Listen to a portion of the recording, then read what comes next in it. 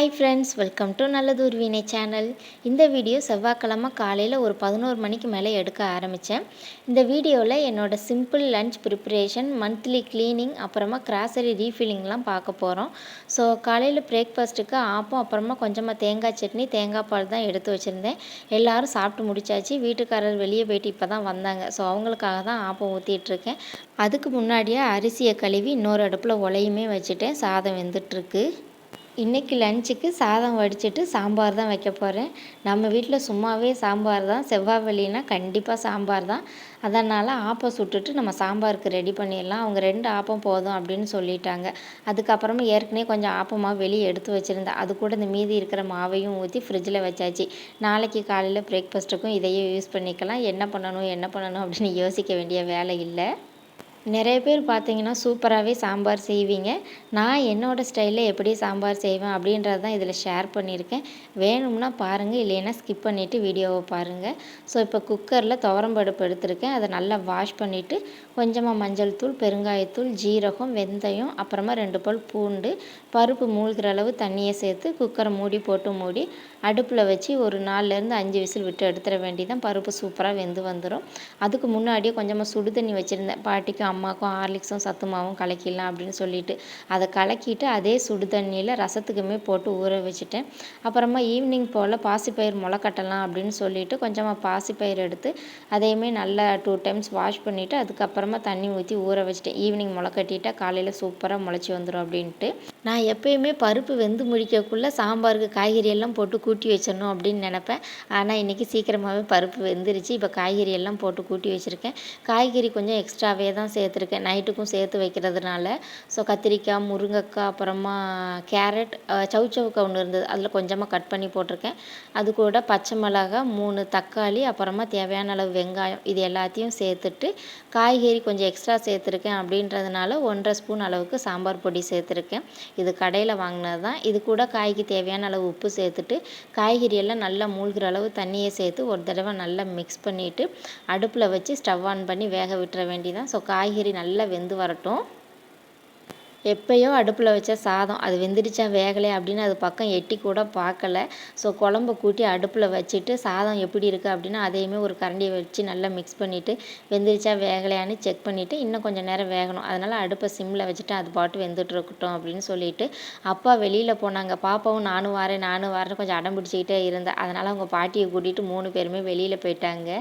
அவள் திரும்பி வீட்டுக்குள்ளே வர்றதுக்குள்ளே நேற்று வாங்கி வச்சுருந்த பலசரக்கு சாமான்லாம் எடுத்துகிட்டு ரீஃபில் பண்ண வேண்டியதெல்லாம் பண்ணிடலாம் அப்படின்னு சொல்லிட்டு அதை தான் கடகடன்னு எடுத்துகிட்ருக்கேன். ஸோ எதாவது ரீஃபில் பண்ணணுமோ அதை ரீஃபில் பண்ணிவிட்டேன். அதுக்கப்புறமா ஒரு பாக்ஸுக்குள்ளே மொத்தமாக திங்ஸ் எல்லாம் போட்டு வச்சுருப்பேன், அதையுமே போட்டு வச்சுட்டேன். ஏதாவது வாஷ் பண்ணிவிட்டு போட வேண்டியது கொஞ்சம் கொஞ்சம் இருக்கும் இல்லையா, வாஷ் பண்ணிவிட்டு போட வேண்டியது அதை மட்டும் வேறு ஒரு பாத்திரத்தில் கொட்டி வச்சுட்டு அந்த டப்பாவுமே வாஷ் பண்ணி நல்லா காய வச்சுட்டேன். அம்மா ஈவினிங் போல் அவங்களே துடைச்சிட்டு அதை ரீஃபில் பண்ணி வச்சுட்டாங்க. அதுக்கப்புறமா இப்போ ரீசெண்டாக வாஷ் பண்ணி வச்சுருப்பேன் இல்லையா, அதெல்லாம் பழசை வெளியே எடுத்து வச்சுட்டு புதுசை அடியில் போட்டுட்டு பழசை மேலாப்பில் போட்டு வச்சுட்டேன். சீக்கிரம் யூஸ் பண்ணிடலாம், வண்டி எதுவும் பிடிக்காது அப்படின்னு சொல்லிட்டு அந்த மாதிரி தான் மீதி இருக்கிற திங்ஸ் எல்லாமே ரீஃபில் பண்ணிகிட்டு இருந்தேன்.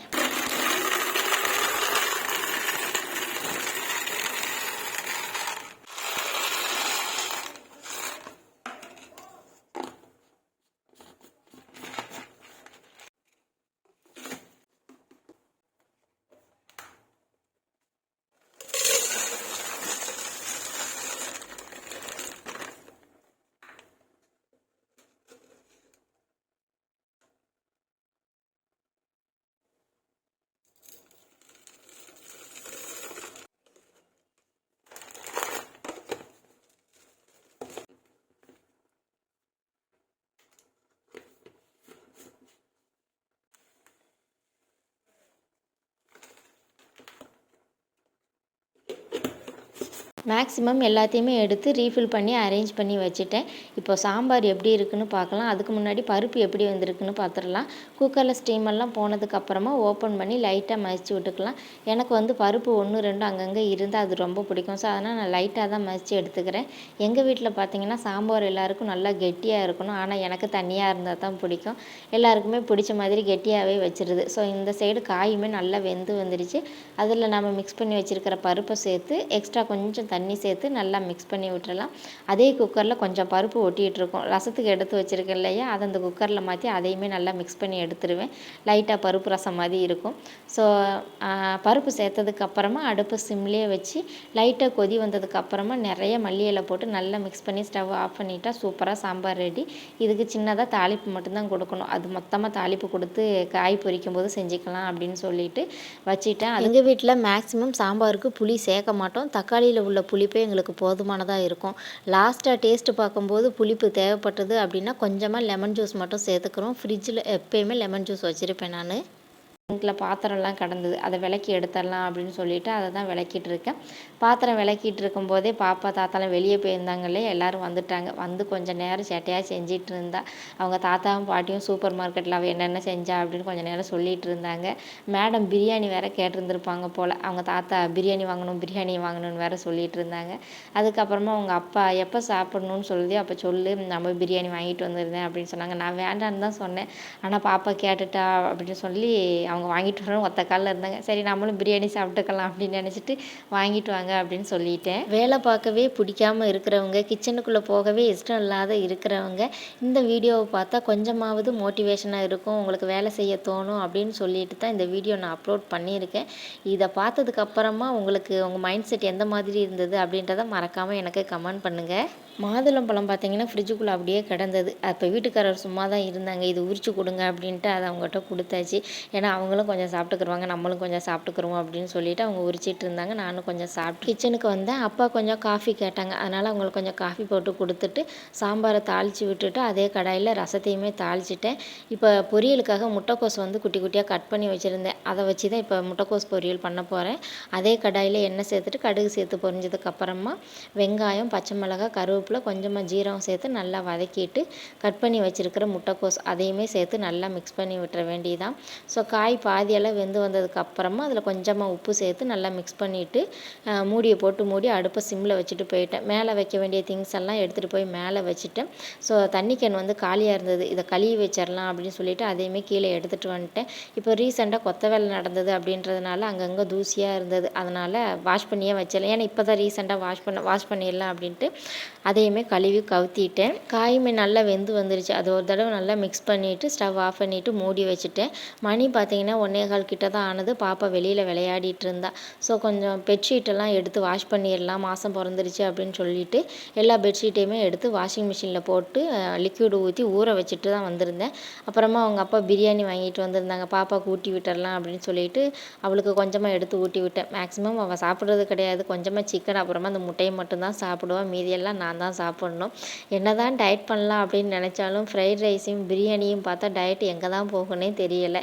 ஸோ நாங்கள் 2 பேருமே சூப்பராக சாப்பிட்டுட்டோம். மணியுமே ஒரு 3 கிட்ட ஆயிடுச்சு. பாப்பாவுமே தூங்கிட்டா.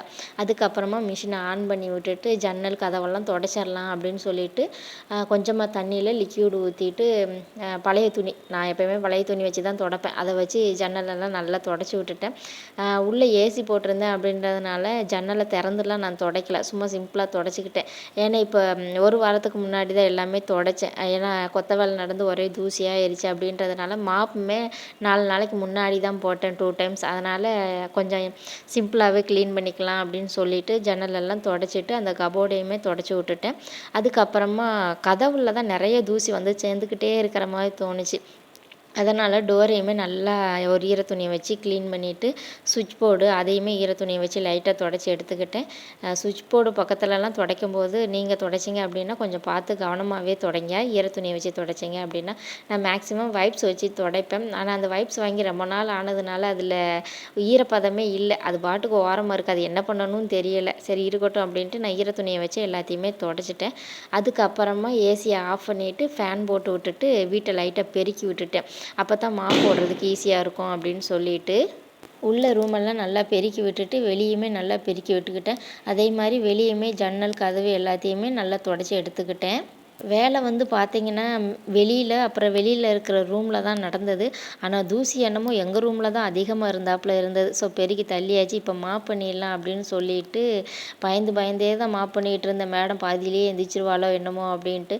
அவள் தூங்குறதுக்குள்ளே இந்த வேலையெல்லாம் செஞ்சு முடிக்கணும் அப்படின்ட்டு தான் நான் கடகடன்னு செஞ்சிட்டு இருந்தேன். பெட்ஷீட்டெல்லாம் வாஷிங் மிஷினில் போடும்போதே பெட்டு அப்புறமா தலைவாணி எல்லாத்தையுமே மேலே மொட்டை மாடியில் கொஞ்சம் நேரம் வெயிலில் கிடக்கட்டும் அப்படின்ட்டு போட்டு வந்திருந்தேன். வீட்டை தொடச்சிட்டு அதெல்லாம் கீழே எடுத்துகிட்டு வந்துட்டு அதுக்கப்புறம் மிஷினில் கிடந்த துணியுமே லைட்டாக வாஷ் பண்ணி மொட்டை மாடியில் போய் காய போட்டு வந்துட்டேன். காற்று பார்த்திங்கன்னா பயங்கரமாக அடிக்க ஆரம்பிச்சிருச்சு. அதுக்கப்புறம் வாஷிங் மிஷினெல்லாம் தொடச்சி விட்டுட்டு பாத்ரூமையுமே லைட்டாக வாஷ் பண்ணி விட்டுட்டேன். ஏன்னா சோப்பு தண்ணியாக இருக்கும் வலிக்கி விட்டுரும் அப்படின்றதுனால ஒரு 4:45 கிட்ட எல்லா வேலையுமே மேக்ஸிமம் செஞ்சு முடிச்சுட்டேன். அதுக்கப்புறம் பாப்பாவை எட்டி பார்த்தேன். அப்போயும் மேடம் தூங்கிட்டு தான் இருந்தாங்க. சரி கொஞ்சம் நேரம் ரெஸ்ட் எடுக்கலாம் அப்படின்னு ஒரு 10 நிமிஷம் படுத்தேன். எந்திரிச்சிட்டாங்க. ஸோ இதோட விளாக் முடிச்சுக்கிறேன். வீடியோ பிடிச்சிருந்ததுன்னா லைக் பண்ணுங்கள், ஷேர் பண்ணுங்கள், மறக்காமல் சப்ஸ்கிரைப் பண்ணுங்கள். தேங்க்யூ.